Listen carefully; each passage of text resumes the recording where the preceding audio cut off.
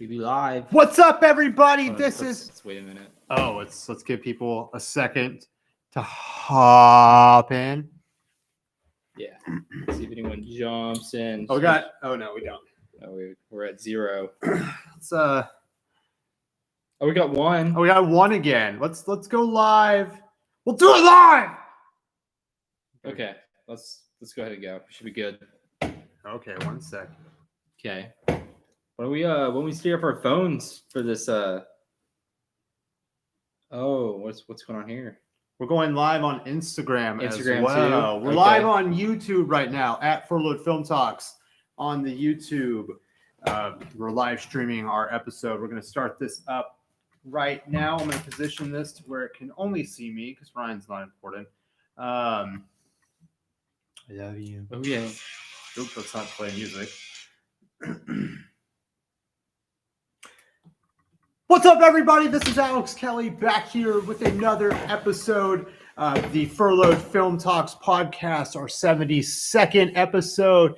Here with my brother, Ryan. What's up, everybody? We are here on a jam-packed Monday for our Tuesday episodes. We are live streaming here on YouTube. Also got it live on Instagram. If you wanted to check it out, our live streams will be Mondays and Thursdays. Our episodes will be available on the podcast, any podcast platforms, Tuesdays and Fridays now. But join us on our YouTube at Furloughed Film Talks. That's the channel. Subscribe. If you wanted to check out the Instagram is at Furloughed Film Talks. We'd love to have you guys join, talk us about movies, throw stuff in the chat.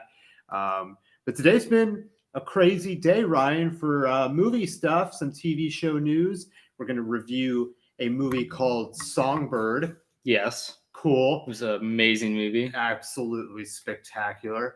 And then we will review the latest episode of Wandavision, episode 3 from Disney Plus.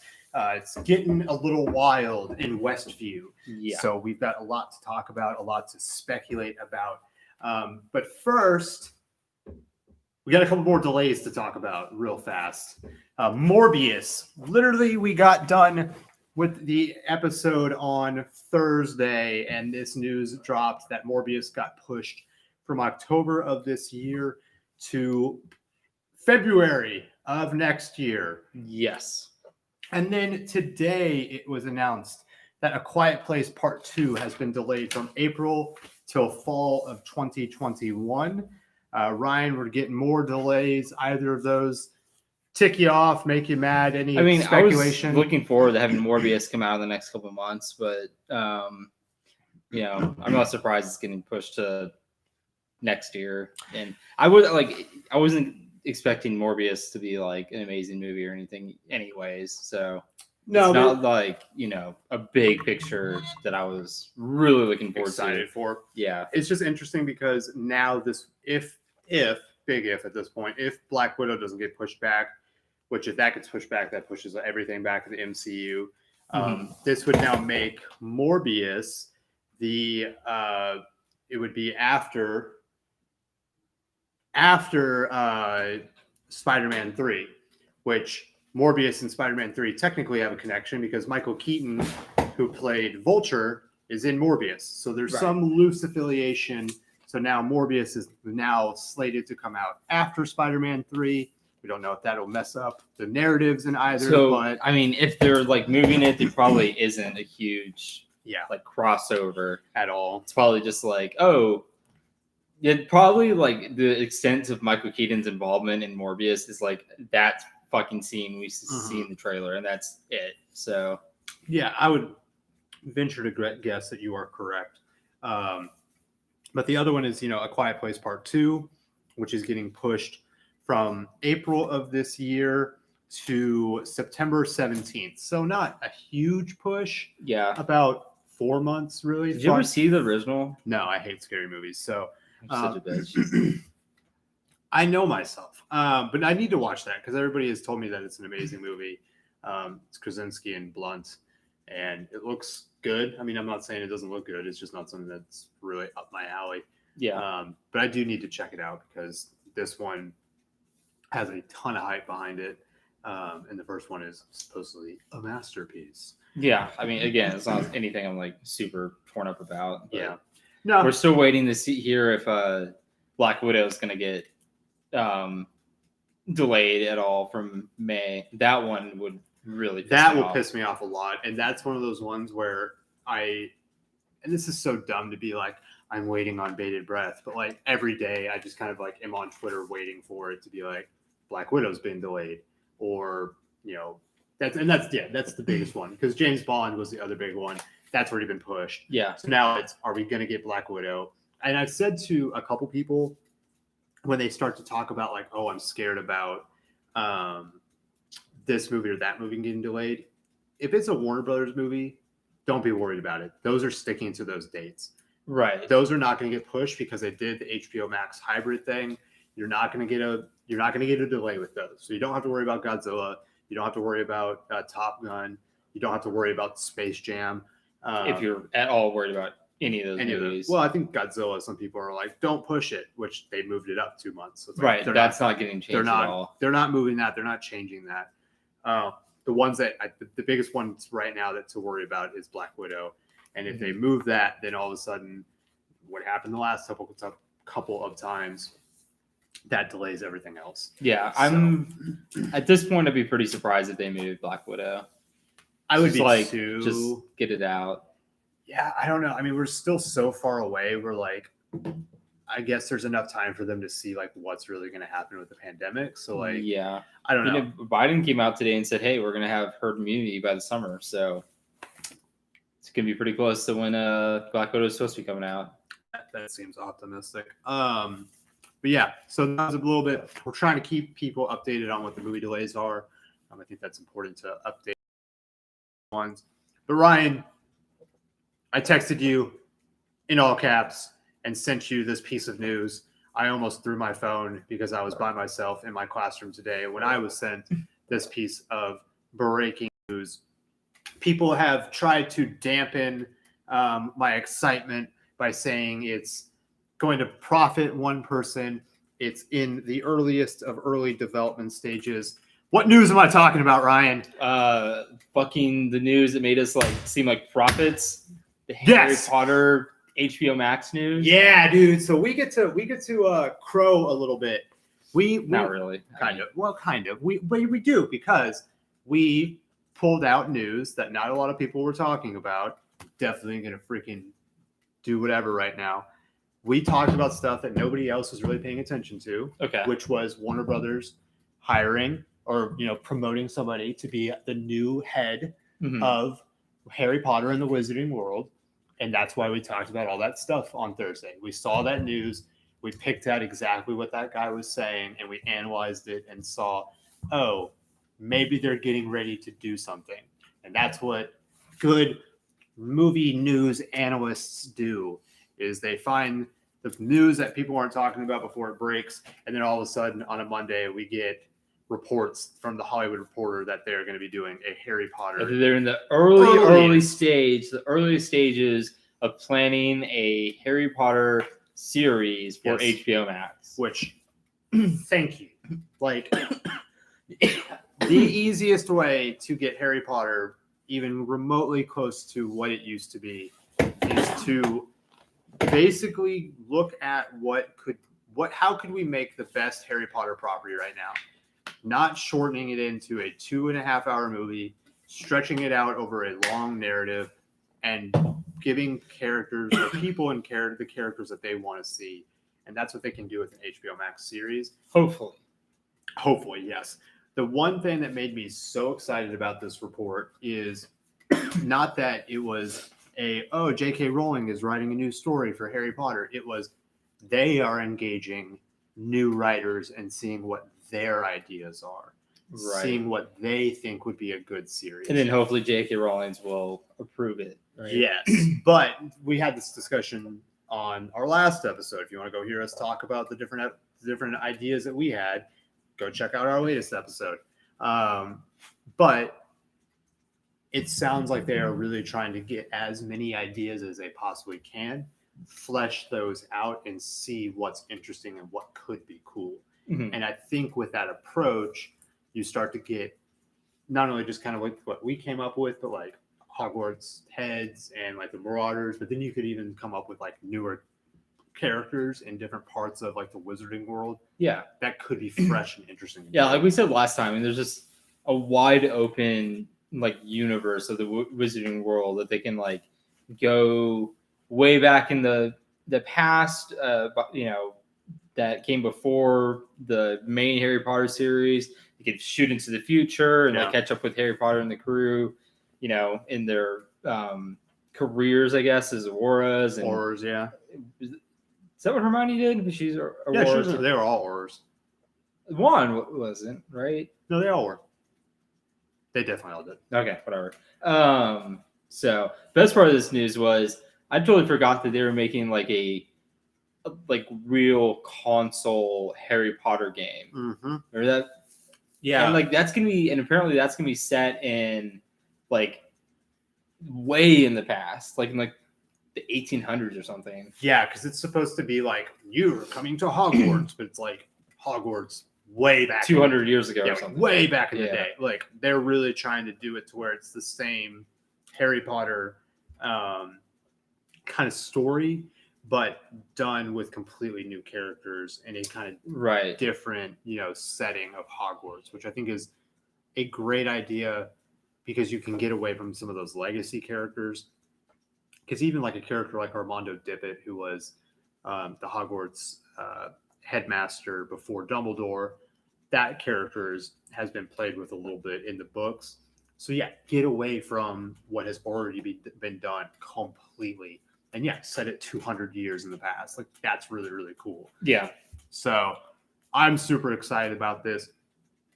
A lot of people immediately were like, well, if they do this, like J.K. Rowling's not going to be, you know, or J.K. Rowling's going to be making money off of it, and she's a TERF, and she doesn't deserve to make money. I saw somebody say that she deserves to go die in a hole or something.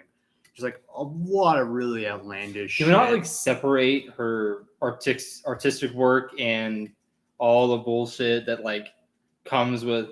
No. If they in a lot of people's minds, if she makes 1 penny off of something, if you give her 1 penny, you are basically supporting every philosophical and isn't like all standpoint she fucking said was like I'm not getting into that. I'm not having that discussion because like that can go off into so many different directions of like I don't understand what the fuck she was trying to say. Okay. And a lot of people take it one way, and I'm just like, I like Harry Potter. I'm like, yeah, but I mean, it is going to affect like whether new work it's done or not. And the problem is, do those creatives want to work on a project that is associated with her? Do new people want to come on and help make that project if she's attached to it?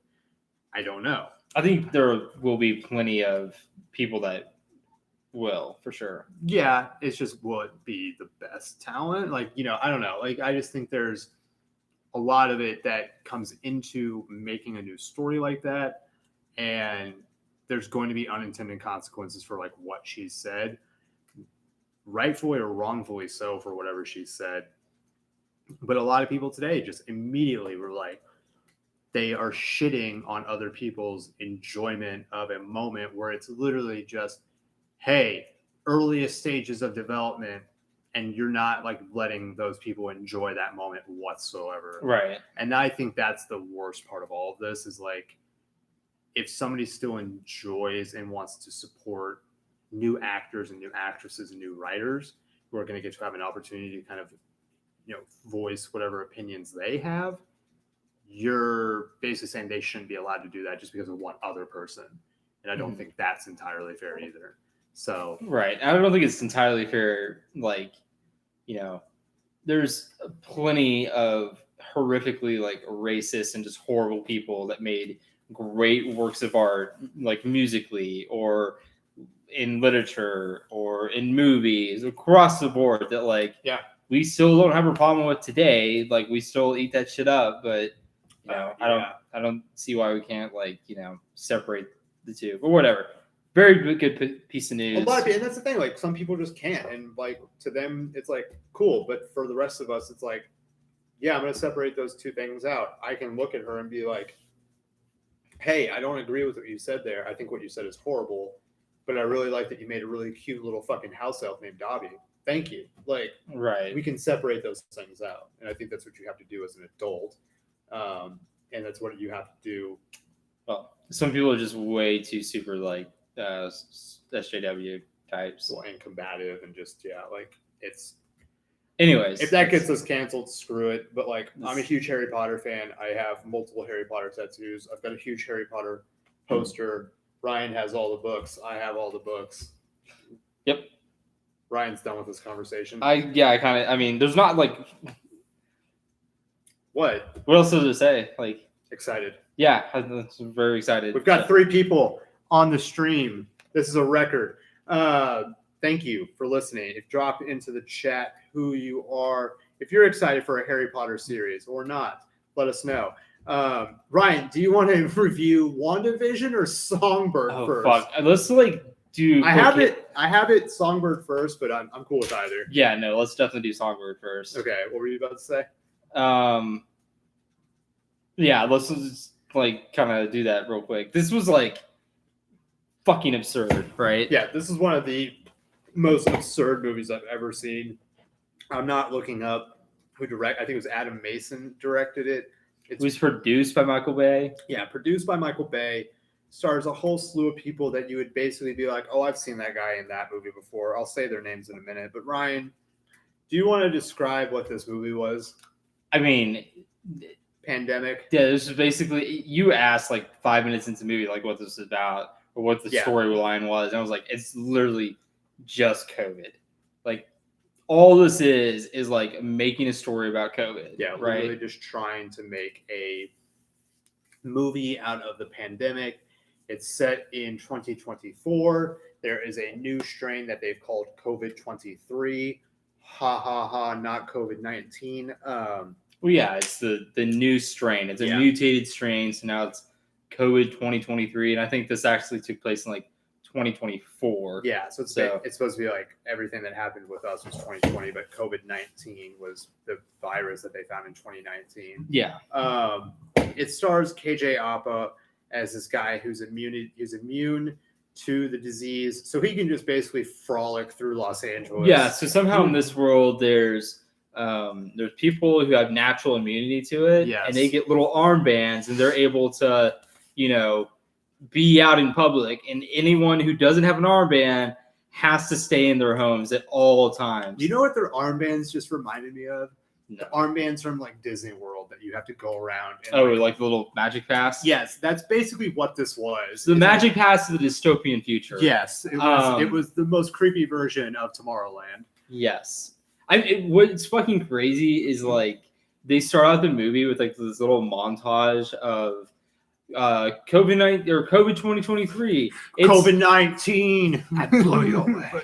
No, they're it mutated. There's just several things they said. They're if you go down the list, this shit actually happened, and they this movie was made in May or June of last year. Yeah, all the shit they said happened way after they had it in this movie, having new strains or having these basically concentration camps where they're sending people. I want to talk about that real fast. So they have something called Q, and I thought this was funny as hell. They call them Q camps. Q zones. Q zones, my bad. Yeah. And they're oh, they're going to get sent to the Q. And I would have understood what they were saying back when somebody handed me a script for this back in May or June. It's oh yeah, quarantine camps or quarantines. Totally makes sense. Pretty straightforward. Now it's QAnon, sweet. That's what my head first went to. I mean, that's what your connotation is of it, but that's not what they're intending. No, I know, but as soon as because they don't say quarantine zone first, they say, oh, they're going to get sent to the queue. And I'm right, that's funny. Anyways, I think that was a missed opportunity in this movie. They never show you the inside of the quarantine zones. They never take you inside of what that looks like. They just kind of hover because they over literally couldn't have any scenes where there was more than 2 people on set I because know. they were making this during a pandemic. No, but that's what I'm saying. Like that is an opportunity. No, because they have Demi Moore and what's his name, Bradley Whitford in a scene. Were you saying no more than 2 people on set at one Yeah, time? no more than like Yeah, 2 or 3 okay. people. Like every single scene in this movie, there were, unless like multiple of the characters were like literally in hazmat suits. Yeah. Like there were never more than 2 people in a scene together. Which that unintentionally is one of the best moments of the movie. Yeah, for sure. So the basic plot of the movie is you have everyone quarantined at home. Every single day they have to like at 9 a.m. they have to do temp checks where they stare into their phones and their app on their phone tells them if they're sick or not. If you are sick, if you don't pass your temp check, they send armed guards and fucking hazmat suited up dudes to drag you away to the Q zones. And was it KJ Appa. KJ Yes. Hoppa's girlfriend in the movie? I don't really understood the relationship, but They were dating, but somehow they no. His girlfriend's like roommate. It was grandmother. No. It was no. They called her. She called her Lita. Not. It wasn't her grandmother. It was like her aunt or something. I thought the understanding was it was her grandmother. No. I'll look it up, but I don't remember. But anyways, like the roommate got sick, and so the sanitation department is what they called like basically the health department. We don't call sanitation. Yeah, so the sanitation department was on their way to like drag Lita away to the Q zone, and basically KJ Hoppa's character had to get a wristband for his girlfriend. Grandmother. Was it grandmother? Yeah, living with her grandmother, Lita. So did she call her Lita instead of grandma? I don't know. All right. So KJ Hoppa had to get the wristbands, and like this whole fucking odyssey ensues on how he tries to get these like black market wristbands to keep his girlfriend from going to the Q zone. And there's just like a myriad of side characters that are get thrown in there. Which like one's played by Paul Walter Hauser, another's played by Bradley Whitford. His wife in the movie is played by Demi Moore. Yeah. The guy or the lady. There's actually like some surprisingly decent actors in this movie. KJ Appa's freaking boss is Craig Robinson. From The Office. From The Office. And then the woman that Bradley Whitford's character is cheating on Demi Moore with is played by Alexandra Daddario, who's been in. I recognize her, but I always forget like what she's been in. Okay, so she was in Percy Jackson. She was in the Baywatch movie. Yeah, she was in San Andreas. Yeah. So she's been in a hell of a lot too. Like she's been a lot. Yeah, I mean, there's some pretty good actors in this, but holy fuck! Oh my god, was this movie horrific? Yeah. Do you want to like give? I mean, would you even rate this on? No, this is sorry. We should have prefaced this. We need songs for this. Dumpster fire review. Yeah. So awful movie. This is your first time on the podcast or on the stream or whatever. When we have a movie we can't even rate, it's because it's so bad. We just call it a dumpster fire review because the movie is a literal flaming piece of shit. And I'll give it a pass. I was going to tear a new one for this, but you pointed this out, so thank you for making me not look dumb. Okay. There are movies where they obviously have like a big actor or actress that is way above the pay grade of whatever the production is. And then it's obvious that they only had them on that set for one day. A great example is that of Michael Shannon in that movie we watched a couple weeks ago, Echo Boomers. And it's obvious that all of his scenes were filmed in a warehouse in one day. Yeah. Because they only had him for one day. I got that feeling for like Craig Robinson's character, Paul Walter Hauser's character. That probably is more of a COVID type of thing because they couldn't really have them being on multiple sets, but they had like KJ Appa's character running around on all these different sets. And you had his girlfriend's character who is played by Sophia Carson. She's the girl from High School Musical. No, that's Vanessa Hudgens. Okay. This woman has been in Pretty Little Liars, The Perfectionist. She was also in something called Feel the Beat. She was in the Descendants movie, which was a Disney Channel original movie, which is supposedly blew up. But like that part of it, it was very obvious. Like they're in one location. Paul Walter Hauser literally doesn't leave a room. That's kind of like within his story structure. Craig Robinson's character doesn't leave one room. And Alexandra Daddario's character, she leaves her room. She leaves and her then room, shit goes down. but goes to the parking lot, and that's the extent of her like scenes. movement. Mm-hmm. And so for me, it was just like that stood out a lot. But let's talk about the most ridiculous parts of the movie. And there's 3 that stick out in my head without even having to think super hard. Okay. The first one, we have to talk about the Army Man. Army Man. Exactly. Oh, right. Okay, yeah. There is a scene where KJ Appa's character has been lured into this place where he thinks he's going to get the little special little magic bracelets. Yes. And he runs into the head of the sanitation unit. Yes, who's actually played by one of the bad guys from John Wick. He's the head Russian dude's brother in John Wick. Yeah. So, man, who pure fucking, what is it? Pure fucking will and determination. Yes. He actually like starts John Wick 2. That like first scene where John Wick is wrecking. John Wick 2 or 1? No, it's 2. 2. Yeah. Okay. Because he literally goes through, and then he like the dude's like lighting up a cigar, and he just like hands it to John Wick, and he's like, "Where's my car?" And he like gets it, and like it gets fucked up, and he drives away. But this scene, he gets there. KJ Apa realizes that he's been double crossed by this character, is trying to get out, is basically dead to rights. Then out of nowhere. Yeah, there's like several armed guards chasing him through this warehouse. Yeah, then like legitimately out of nowhere. No connection to this character whatsoever. This army guy pops out of nowhere. He's like, "I'm here to save you, dude." Has a gun, hands him a pipe.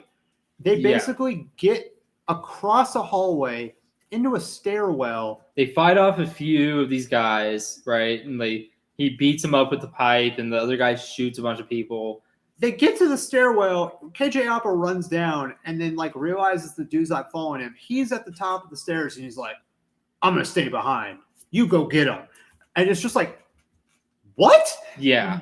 This is the equivalent of like, I don't know, like one dude is being chased through a warehouse by a bunch of armed like police, and a homeless guy pops up and is like, "I'm going to fight the police with you." Yeah, and has an automatic weapon with and then without without any background whatsoever, kills a bunch of police for you, and then after 2.5 minutes is like, "Hey, I'm going to fucking stay here and last Alamo myself and sacrifice myself so you can get away." Yeah, I know you. I don't know you from Adam, but I'm going to let myself die so you can live. The fucking makes no sense. Fucking crazy, dude. That was the first one, and we literally just looked at each other like, did that guy literally just come in for 2 minutes of this movie so he could like die to save the main character? Up until that point, I was like, yes, this movie's terrible. Yes, it like doesn't have the greatest stories, but it's not like the worst movie I've ever seen in my life. When this scene happened, I was like, holy shit, I'm done. I'm done with this movie. That's when you just throw all the expectations out the window and you're just like, nothing else can redeem this movie. Okay, let me guess one of the last 2. Okay. The drone headshot. That's the last one that I was going to say. You want to talk about that one next? Your choice. Let's go with that one because you said it. What happens in this scene? Right. So Alexander Daddario is like trying to run from who's the guy's Bradley Whitford of West Wing fame. Yeah, run from Bradley Whitford because like apparently they had kind of like a prostitute John / romantic situation going on. That was one of the other weird scenes of this movie where like it cuts from him getting a lap dance and like taking her mask off and like making out with her to him burning his clothes. Right. Very quickly does it like just cut to that. Right. Well, But like the last scene before he leaves his house, Demi Moore is like, "Burn your clothes when you get back." Yeah, but it's such a weird. I know that he says that or she says that, but it's such a weird cut going from like sexy time to just like, man. That's this movie. Yeah, I mean, that's the pacing of this movie. Anyways, they, she kind of like cuts things off with him. He's like, "Hey, fucking leave me alone, you madman." And so he is like chasing her down and gets, her caught in her car, which like classic horror trope. The car won't start. He fucking busts the window down. And she had made friends online with Paul Walter Hauser. One of her, she does streams, like singing streams. Yeah, but she also has sex with men. Yeah, of course. Cool. I mean, cool. Do you know what OnlyFans is? Yeah. Anyways, like dead to rights, but her friend from her streams just so happens to have a drone that he has sent to her location, and upon seeing that she has this man's, fucking claws around her throat, trying to choke her out and kill her. And he's literally yelling, like, "I'm gonna kill you, bitch!" Yeah, like she's about to die, and the drone just so happens to have a fucking handgun on it, and just all of a sudden you hear pop, and the fucking dude's head blows up. And blood's all over the windshield. All over the windshield, and yeah, that's how wheelchair guy saves Alexander Daddario. Which, like, that moment is ridiculous, but like getting to that moment, you have to make the jump from believing that everybody's listening to this woman stream her music. So she's very popular, obviously, but she just happens to start talking to this one guy who also is an Afghan like veteran who then has a drone with a gun on it. Let's back it up. In the most like unrealistic way possible. He donates $100 after she sings a song that he had requested. Yes. And unlike any fucking like streamer ever, after he donates $100, she messages him and is like, "Hey, you want to talk about your fucking service in Afghanistan?" Yeah, dude. Like, I just. But that scene where like the drone shows up and you don't know really like what's about to happen. You don't know there's a gun on the drone. No, this has not been established at all. My thought is like, okay, this drone, he's gonna just kamikaze the drone into the back of the dude's head for just enough time for her to get away. Not in my wildest dreams did I think that he's gonna be able to fucking headshot this dude from the drone. Yeah. And it's not like a big ass drone. It's like, no, it's the fucking little drones you can get, at Smarter Image or whatever. That he had painted with an American flag onto. Don't hate the fucking. That was the coup de grace of the freaking drone. You're really hating on an Afghan war veteran painting his drones. When that guy has an American flag on it, then it happens to have a gun that then he happens to shoot in the head of another man. Yes. Yeah. Yes. The best part of this whole fucking scene is when it cuts back to him and like throughout him using his drones like to help the courier system and whatnot, he very much talked in the like pilot parlance, and after he takes the shot, he's just like, "Target destroyed." No, he goes, "Tango's down." Tango's down. Tango's down. And then he's like, "I repeat, Tango's down." Tango's to down. nobody. He's not talking to anybody. Yeah, the lady can't hear. Yeah, I mean, hear him. Like he's literally talking to himself. Again, I lost it when he just goes, "Tango is down." That shit was funny, dude. It was the most ridiculous thing.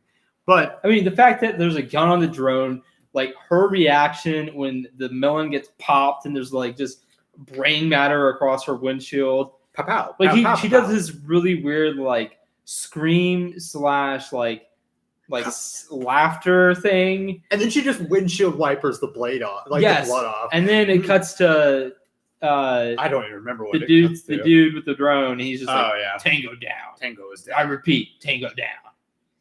That was. And then he texts her. Oh yeah, he texted her saying, "I always got your 6. I always got your 6." Like what? I'd be like, Jesus Christ, I have 2 stalkers now.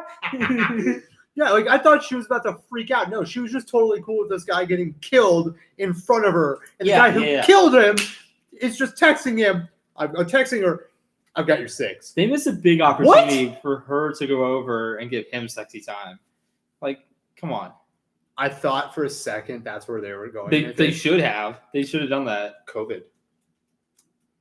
She doesn't give a fuck about COVID. I meant like the actors. I guess they did have her do Sexy Time with Bradley Whitford. Yeah. Dude, that scene still is in my mind and I don't like it. Yeah. The last I did one. not like it. True.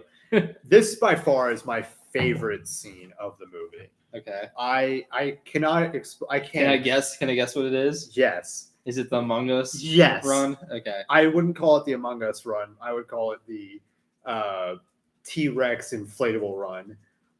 Yeah. Same thing. Tomato. So, and this is a whole nother thing of the movie. The main character's girlfriend, so it's Sophia Carson. I don't remember. Alita's girlfriend, granddaughter. Lita's granddaughter. So the Sorry, fuck's Alita? Lita, the grandmother, dies. Okay. Lita. Jesus. Sorry. Her house has been like broken into by the sanitation department. Yeah. It has to figure a way to get out, and she basically tries to pull a Dumb and Dumber, Three Stooges, Tom and Jerry type thing, where she whacks one of the hazmat suit dudes in the head with a metal baseball bat. Mhm. Which, first off, where the fuck did she get a metal baseball bat? This doesn't look like a house that would have a metal baseball She bat. lives in fucking LA, man. We need protection Whatever. out there. They all have whatever. Anyway, Can you imagine what LA is going to look like in 2024? No. So this guy gets knocked out. I thought when this first started to happen that she was going to like metal baseball bat all these dudes. Yeah, she's going to go her like John way Wick out. on everyone. That is way more sensical than what actually happens. What actually happens is she basically strips the dude like a Star Wars movie with them trying to strip a stormtrooper, gets in the hazmat suit, and like carries her grandmother out, and that's how she escapes. Well, like she like blends in with the other people in the hazmat suits and As carries. she's carrying her grandmother out. No, but you have to say like she's carrying the body bag that has Yes. her. She's Okay. not like sneaking her grandmother's dead body out of the apartment. Okay, good point. Good Yeah. point. No, so she carries out the body of her grandmother with the other dudes in the hazmat suits. Yeah, so the They get it in the sanitation department truck. can take it away. Yeah, they get it in the truck. She then like jumps out of the truck, does a 1-2, realizes the set's empty, and runs down a hallway. And the hazmat suit is just going left, right, Oh my like God. it's a T-Rex freaking suit, and it's the funniest thing. Yeah, dude, the head is like bobbing Oh my- back and forth. The little thing in the middle is going back and forth, She looks like opposite what the head's doing. a yellow Teletubby, like cheap Halloween costume, dude. Oh my god, I It's fucking loved bad. it so much. It's really It bad. made me really happy. But this movie is horrific. It is like I don't know how to explain it other than it was rushed through. They tried to use a story that should not be done right now, and they did it in a way that made just absolutely no sense with stakes that like nobody really cared about because they did not try to build these characters up at all. They just tried to say like they're in a pandemic. These two love each other. These two people who are married hate each other. They have a daughter who's immunodeficient. This lady's a cam girl, and this guy is a war veteran. Have fun. Like, Yeah. that was all the development they tried to do with these characters, and like, no, it was literally as shallow as I you really could get. like the idea of this movie. Like, So do I. I disagree that it shouldn't be done right now because, like, you know, they like what they tried to do with this movie is like, hey, we're gonna try and show what everything could look like in 4 years if like the worst possible scenarios all played out, right? If the virus mutates, if governments get like super authoritative and really crack down and like Not even authoritative, just everybody dies, and one guy rises from being a dump truck driver to the head of sanitation. not even that. I mean, like, I'm just fucking around with like what they did. right, but like I like the idea of that, and I really enjoy these sci-fi movies, and it's cool that they were able to take the kind of current events and extrapolate a entire movie out of it. Mhm. And when they first announced this, I thought this wasn't going to come out until like 2022 or 2021. I had no idea that Michael Bay and whoever fucking made this movie Adam Mason, I think was the guy's name. did it in like a month during the pandemic, and then released it, towards the end of 2020. Like if they had taken their time and made like a real movie and actually release it, later this year, it might have been decent, but I don't know. No, it wouldn't have been decent if it was the same storyline. No. Like the overall concept of like, hey, let's take this whole pandemic that we've all lived through and like extrapolate to the worst possible scenario and make a movie out of that. Like, okay, cool. But everything else that they did with this movie was just complete and utter nonsense. Just absolutely nonsensical. But and I think my point about like they shouldn't have done it now is I think you need to let what is happening currently play out a little more if you're going to try and do a very serious take on all of this. So have more data. But you're right in saying they did kind of predict what was going to happen. Right. And I think, I won't say that. I had no clue it was going to mutate and there was going to be all these different strains and all this different stuff. And the camps are actually happening.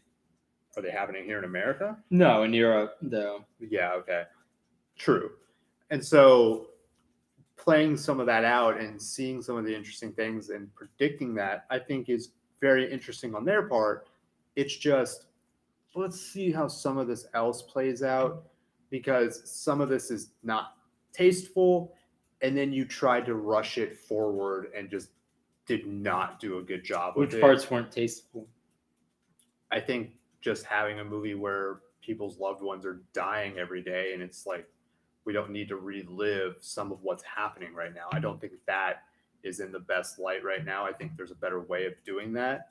And I think a movie like, there's one with Chetala Ejiofor and Anne Hathaway, where they're going to do something where it's a husband-wife team in the pandemic dealing with what's going on with their friends. I think that's way more interesting and probably have done a little bit better. It's not a sci-fi type of movie.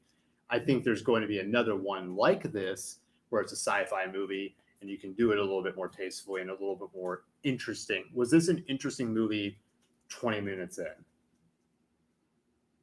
Not really. No, that's the thing. I think you can make this a lot more interesting, and you just need to have more resources and you need to be able to make an actual movie. And I think you can kind of do that now, because we've got Mission Impossible 7 being made right now, and you've got all these different movies. Yeah, you can totally make a movie now. Yeah, for sure. It's just they shouldn't. I guess that's what I don't understand. Like, why did they feel the need to rush this out just to be the first?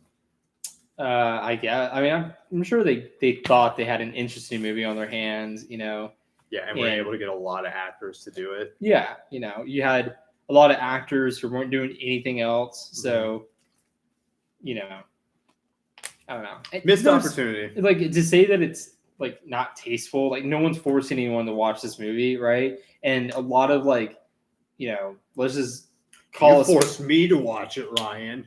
Well, I did not. Let's call a spade. Like, there's a huge market of people out there that are just sick fucks who like, would be interested in a movie. Like, there's a market for people to watch like horror movies and murder movies, and there's like a lot of people who be like, let's take what I'm living through right now and put it to the nth degree, and I'd check out a movie like that, right? So yeah, I think there's always the interest in seeing what the worst case scenario is. It's just maybe that's not fair. We are living through somewhat of the worst case scenario right now. Some people have lost loved ones, and they have been through what the worst case scenario of this is, which is losing people that they love.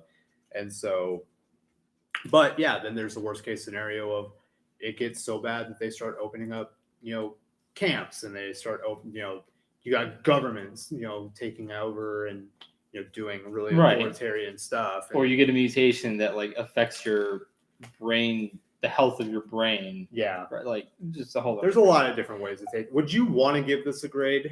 No. I was just about to ask you, like, if we did like an inverse Jindo Max head rating, like, I don't know, like a Siamese bitch ass cat rating or something, like on a 0 to 5 rating, where 5 is the worst possible movie you've ever seen in your life. A Bizarro Max Jindo head rating, basically. Yeah, but can't bring Max into this. Okay. It has to be like, You know what Bizarro is, right? no. So the Bizarro is like the evil version of Superman. So it's like okay. It's literally Bizarro Superman. I was thinking like a cat head. I like Siamese cat. It feels kind of. We both hate weird. cats. Yes, I'm good with what's a good one? Skinless cat head rating. Okay. What's your skinless cat head rating? So, I mean, this has to be like a 4. I was gonna go like hyperbolic to the max and say like 4.5. Yeah, I mean, it's horrific. It's really bad. It's one of and this is what I wanted to ask you earlier. Is this? Okay, go ahead. What were you gonna say? I was gonna say, on this scale, if this is you said 4.5. Yeah. If this is a 4.5, what was lower arts? 4.95. Yeah, okay. Like I'd give it a straight up 5.0. Horrific. I don't think I can give a movie a 5. Okay. That Monster Hunter that I just watched is a very close 5. But this is you good there? Yeah. This is definitely very close. What was I gonna say about this beforehand? Oh, is this one of the top 5 worst movies you've ever seen? Fuck yeah. Okay, cool. We're on the same page then. Yeah, for sure. Liberal arts, I think. I can't even like think of anything else as bad as this besides liberal arts. Monster Hunter is pretty far up there. I'm glad I didn't see that then. Monster Hunter, dude, this will be my 30-second review of this movie. There'd be fight scenes or like action scenes that would start. I would start to like count how many cuts they made 2 seconds in. Within 10 seconds of me counting, there'd have been 15 cuts. Wait. 15 like scene cuts? Yes. So like you cut from one person's view to another person's view to another person's view to another person's view. Yeah. So like you're cutting from, let's just say, for this movie, KJ Apa to Paul Walter Hauser to the Russian guy to Alexander Daddario to Bradley Whitford to Demi Moore. Okay. When you go from one to the next to the next to the next, you're showing each. That's a cut. No, I get that. So is that unusual to cut that frequently? And okay. It was like disorienting. It was happening so much. Like there was so much going on in front of you that you were just sitting there like, oh my God, okay, I feel like I'm about to have a seizure. Well, anyways, yeah. Songbird, do not watch it for the love of God, unless you want to be a sick fuck and like just have a good laugh at certain parts of this movie. But you'd be better off going into your bathroom and burning $15 rather than seeing this movie. Yeah, that is what I paid for. You paid $15. I did. You should tweet Michael Bay and be like, "Hey, buddy, you owe me money." I should message Amazon and be like, "Hey, I want a refund." Like, I would if it was Netflix, but we are not cool enough yet with Amazon to be like demanding money back. Maybe we are. No, I don't even mean as like podcasters. I mean as like straight up as a customer. Oh, I know. We like, spend enough money on Amazon Prime. I think we should be able to get some of our money back. All right. Well, from a horrible movie to a good show. I'm gonna go grab something real fast. Is that okay, Ryan? I guess you need a beer. Is that what's happening? Yes. But good thing to put that on the live stream, Ryan. That's what you're doing. Okay. Right. Yes, it is time to review the latest episode of WandaVision. Episode 3 of WandaVision. Episode 3. I've got a story to tell Ryan about our episode 1 and 2 review. You can go 15 minutes out of beer, can't you? Because I've gotten banned off of Reddit. Why? I posted our review in the Marvel Studios Reddit subreddit, and it got us a lot of views. But you're not supposed to self-promote in Reddit. And so they kicked you off? Yep. Huh. They didn't kick me off per se. They just like muted. They blocked me from posting in the Marvel Studios subreddit now. So you're not supposed to post like videos of viewing stuff. Yeah, I had no clue. It's stupid. Yeah, You but- posted our video? Yeah. Oh, We got a lot of views though, so. that's cool. So yeah, so Don't flick off our viewers. I'm not flicking off our viewers. I'm flicking off Reddit. No, so WandaVision, episode 3. We are now into the 70s of this Disney Plus show. Ryan, how do we describe what happened in this episode of WandaVision? Oh Christ, she has a baby. Yeah, that's a good starting point. Actually, she has babies. babies. She has twins. You do not know that it is babies until later, or if you were watching a ton of videos. Oh, I guess spoiler alerts. Oh shit. Sorry if you're watching this live and you haven't seen. Sorry, the one person. Yeah.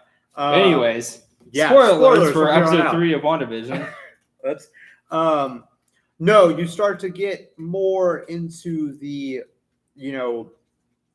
mystery of what's going on in this parallel universe as Wanda is basically keeping everybody around her from figuring out what the hell is going on. Right. And you get more little clues, spoilers from here on out again, but you've got the doctor saying, well, we can't go too far. We can't get far away from here. We can't really go on vacation. And Vision's like, what are you fucking saying, dude? Are you trying to Morse coding me right now, man? Mm-hmm. And then you've got Herb, the neighbor with his tree cutter thing, going into the brick. I don't know what to call it. Hedge trimmer. Whatever. Going into the brick, basically malfunctioning, and then him saying, as Geraldine is in there with the house with Wanda, with the babies. We are cutting way. Yeah. Should we This is the basic explain the plot of this episode? Because the plot of the episode is they have a baby. What else to the plot is there in this episode?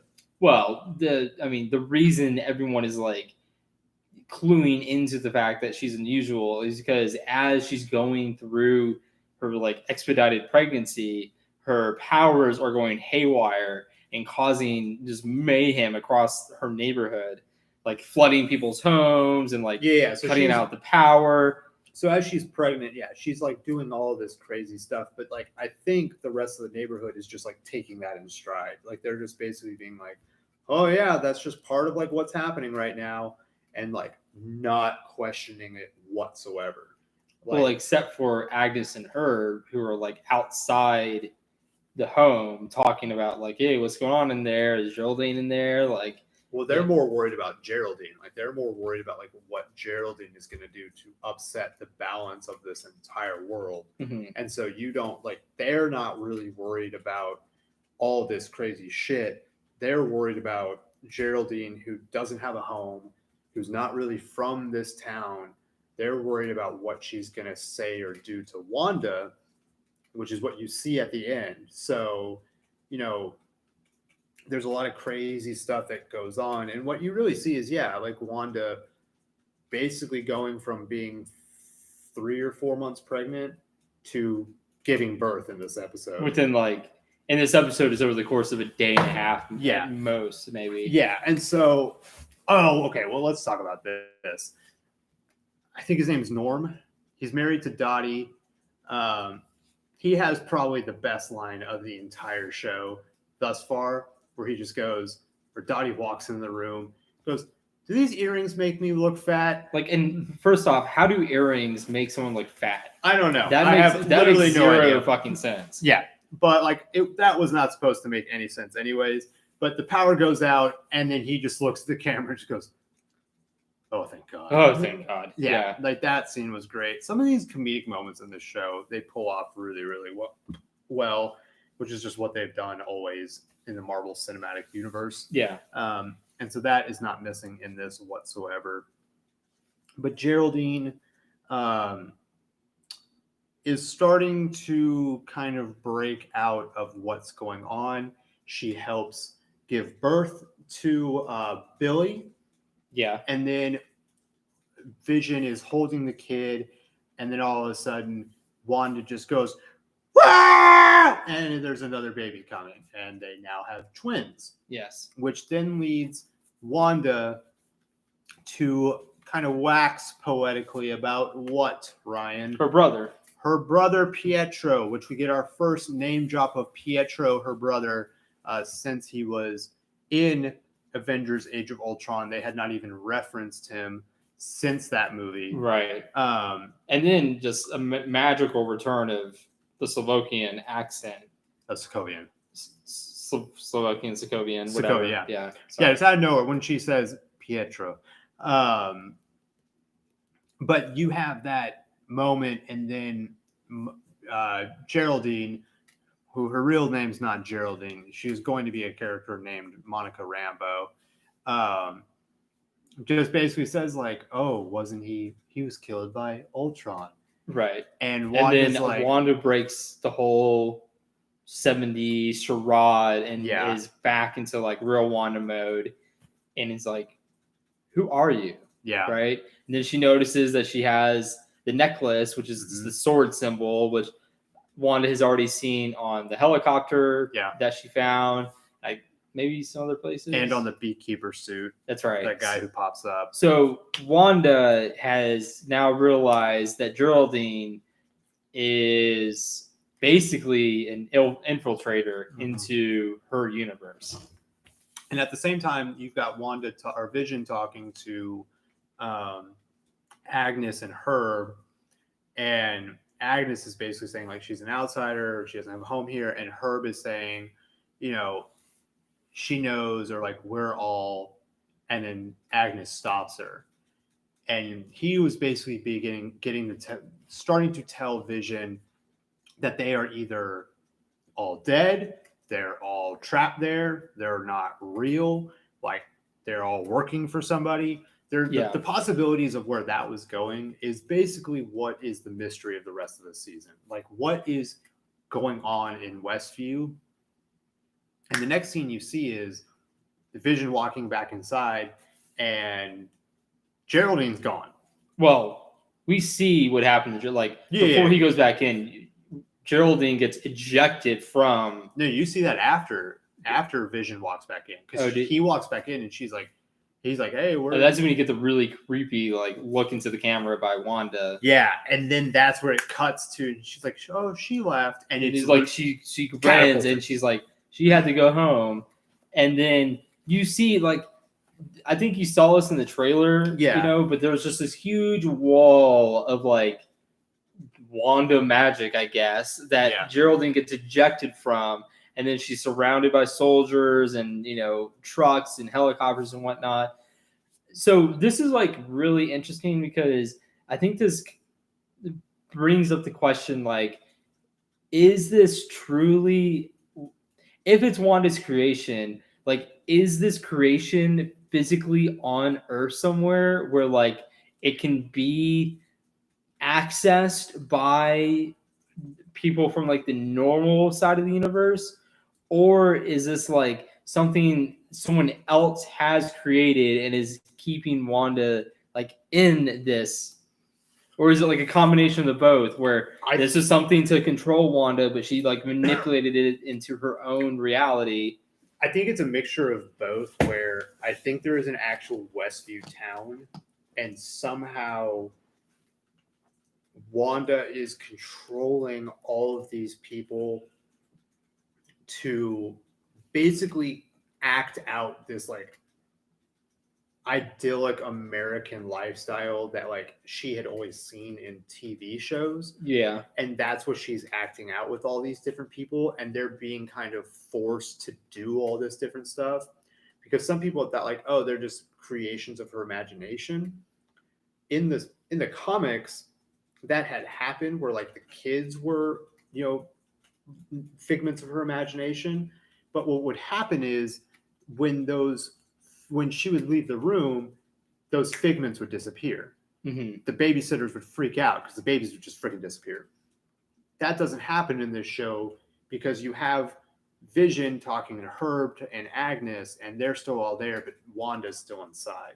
So I think they're not figments of her imagination. I think there is a real city that she has somehow created a fucking force field around and and is is being manipulated manipulating. by, I think, the reality. Hydra and AIM, and they're kind of just like letting her do whatever the hell she wants so that they can bring back some force of nature, maybe Mephisto or something, through these two babies that they've now created. I think that's where this entire thing is going, but like it is so out of like left field, this entire show. It is so much fun to watch though. And Wanda and and Paul Bettany and Elizabeth Olsen are giving it their all in every episode. Yeah. Like I think it's just a crazy thing for them to be doing. It's gonna be weird to see like where the season goes because episode 3 was in the 70s, so 4 will be the 80s, 5 will be the 90s, 6 will be the 2000s, 7 will be the 2010s, and I guess the last 2 episodes will be in present day. Yeah. Yeah.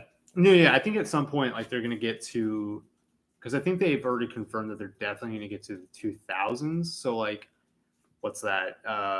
80s will be 4, 5 will be 90s, so 6. So I think What, like the last 4 episodes will be? I think the last 3. So you'll get 7, 8, 9 will all be present day. Okay. So you'll get 4 in the 80s, 5 in the 90s, 6 in the 2000s, and then you've got 7, 8, 9, where you basically have to wrap. You have an hour and a half to wrap up everything that you've been leading up to at this point. Mm-hmm. And I think that's the best way for them to do this. Right. I really hope they age the kids as well. I hope they age the twins up to like, at least 5 or 6 or something like that. Oh, I think they'll be teenagers by the end of the show. That would be fucking awesome. Yeah, I think they're supposed to be basically setting up like young Avengers. Because like one has Wanda's powers and the other has like the Quicksilver powers, right? Yeah, he's got it's literally Wiccan and Speed. So right, Wiccan is Scarlet Witch, Speed is